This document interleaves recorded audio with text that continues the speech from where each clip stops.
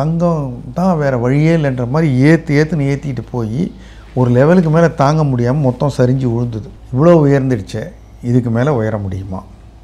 அப்போது இல்லை இவ்வளோ உயர்ந்தால் இறங்கும். அப்போ எதை வச்சு சொல்கிறாங்கன்னா, நான் பாஸ்ட் டேட்டா எடுத்து பார்க்குறேன். எப்பப்பெல்லாம் தங்கம் விழுந்திருக்கு, பெரும்பாலும் நமக்கு மனசில் நமக்கு பிடிச்சமானது நினைவு இருக்கும், அல்லது ரொம்ப பிடிக்காதுன்னு நினைவு இருக்கும். அது மாதிரி தங்கம் விழுந்தது சில பேருக்கு மறந்தே போயிருக்கும். தங்கம்னா ஏறிட்டு தான் இருக்குன்னு நினைப்பாங்க. நான் எடுத்த டேட்டா நான் உங்களுக்கு சொல்கிறேன் பாருங்கள். இப்போ ரீசெண்ட் பாஸ்ட்டுன்னு பார்த்தீங்கன்னா, கோவிடுக்கு முன்னாடி கோவிட் சமயத்தில் அப்போலாம் ஒரு பெரிய ஃப்ளக்சுவேஷன் இருந்தது.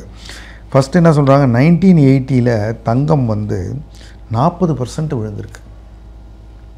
இன்றைக்கி இருக்கிற விலை 11,500 வச்சோன்னா 40% கிட்டத்தட்ட 5,000 ரூபா விழணும். அந்த மாதிரி ஒரு முறை நடந்திருக்கு வரலாறில்.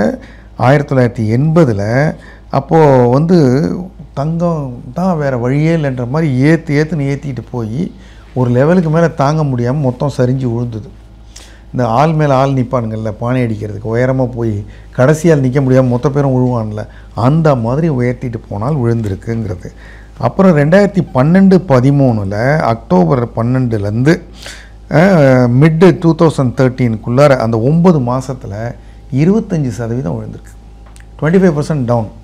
அப்போ இப்போ 11,500 கிட்டத்தட்ட ஒரு 3,000 ரூபா விழுந்துடும். விழுந்திருக்கு, இப்போ விழுன்னு சொல்ல, விழுந்திருக்கு, நடந்திருக்கு. அப்புறம் பார்த்திங்கன்னா லேட்டு 2008 30% விழுந்திருக்கு தங்கம் விலை.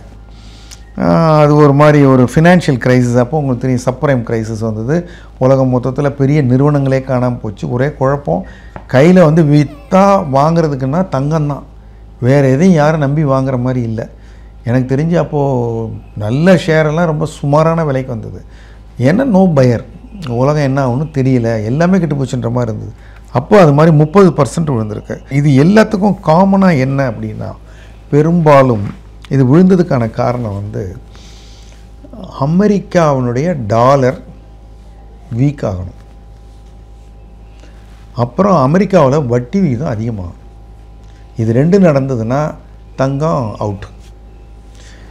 அமெரிக்காவில் தங்கம் இது வட்டி விகிதம் உயர்ந்துக்கிட்டே போகாமல் இறங்கிக்கிட்டே வந்துச்சுன்னா, ரொம்ப பெரிய ஆளுங்க என்ன நினைக்கிறாங்கன்னா, பணத்தை கொண்டு போய் டாலரில் வச்சா சேஃப், இல்லைன்னா அவங்க பாண்டில் வச்சா சேஃப்னு நினைக்கிறாங்க.